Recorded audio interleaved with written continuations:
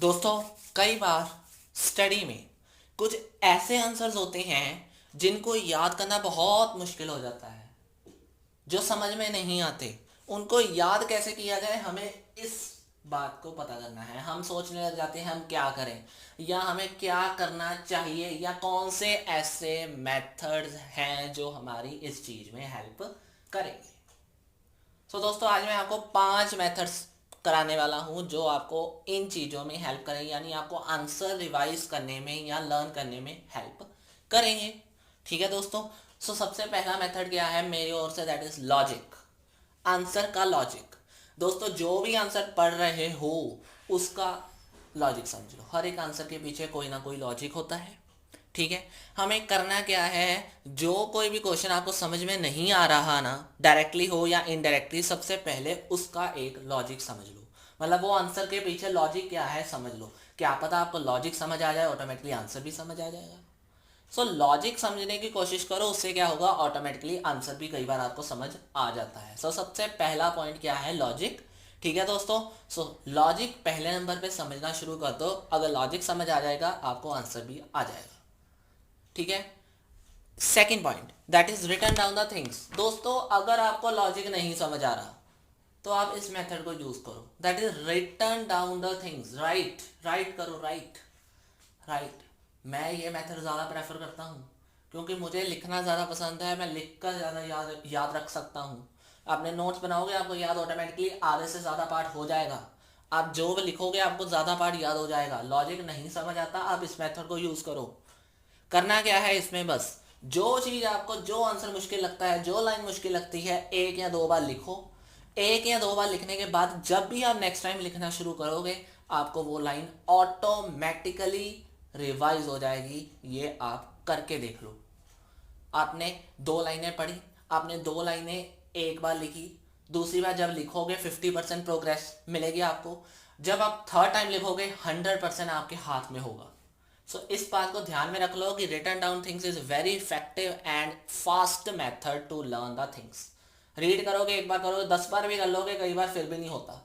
एक बार लिख कर देखो, 2 बार लिख कर देखो, 3 बार करोगे, आपके सामने वो आंसर आपको रिवाइज हो जाएगा। अब आते हैं third, that is do answers in part.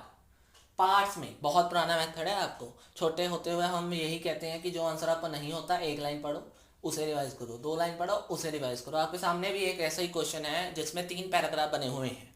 आप देख रहे हो, आपके सामने मैंने एक पैराग्राफ पहले किया। मैं ये कह रहा हूँ मैंने सारा क्वेश्चन करना है। सारा क्वेश्चन एक बार पढ़ा, 2 बार पढ़ा, नहीं हुआ।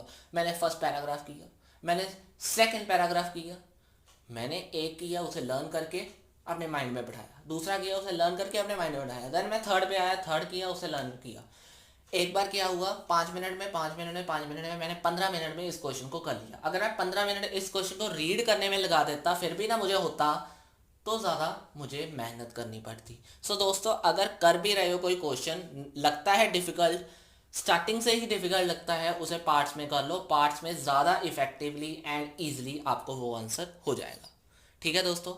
अब आते हैं fourth, that is visualization of the things. Visualization मतलब इमेजिनेशन। दोस्तों, कई लोग, कई बच्चे ऐसे होते हैं, कई स्टूडेंट्स ऐसे होते हैं जिनको इमेजिनेशन करना पसंद है, जो ईमेल से अपनी चीज़ को लिख सकते हैं या इमेजिनेशन करके अपनी थिंग्स को लिख सकते हैं। आप क्या करो, लर्न कर रहे हो, लर्न करने को इमेजिनेशन में बदल दो। यानी अगर आप कोई भी सब्जेक्ट पढ़ रहे हो, उसमें लाइन ऐसी है जो आप इमेजिन करना शुरू कर गए कि हाँ, इस लाइन से ये इमेजिनेशन आ रही है मुझे, आप उस इमेजिनेशन को अपने माइंड में याद कर लो। आप लाइन बेशक ना याद करो, आपको इमेजिनेशन अगर याद हो गई, आपको वो पिक्चर अगर याद हो गई, आप क्या कर सकते हो, उस पिक्चर की हेल्प से आगे जाके आंसर्स को लिख सकते हो। दोस्तों, आंसर्स को पढ़ के उसे इमेजिनेशन यानी विजुअलाइज कर लो, पिक्चर्स के वे में आप ऑटोमेटिकली आंसर्स को रिवाइज भी कर सकते हो। This is the fourth way. अब आते हैं very helpful method again, that is abbreviation, fifth method.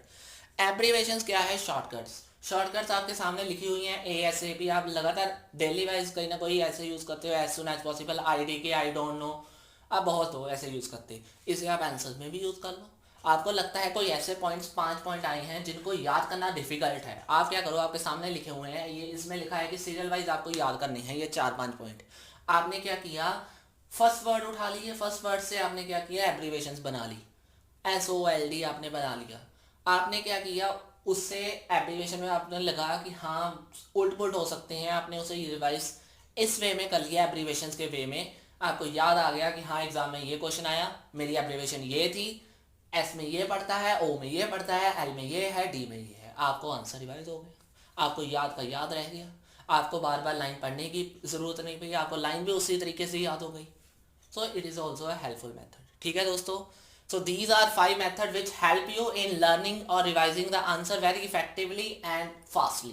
ठीक है दोस्तों, कोई प्रॉब्लम है तो कमेंट कर देना, नहीं तो लाइक शेयर एंड सब्सक्राइब जरूर कर देना. Thank you very much.